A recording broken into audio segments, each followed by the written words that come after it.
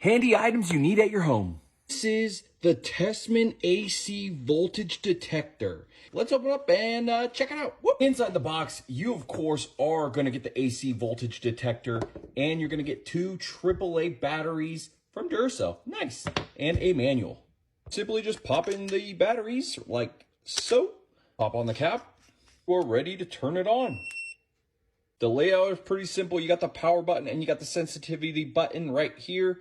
And you got this little clip so you can just pop it on your little collar, put it on your pocket, whatever, and it's kind of nifty. With the AC voltage detector on high sensitivity, it has 12 volts to 1,000. And when you switch it to low sensitivity like that, you got 70 volts to 1,000. Also comes equipped with a flashlight so you can get into those hard to see areas so you can test the voltage on it. Better to be safe than sorry, so stay secure and pick up the TESMEN AC voltage detector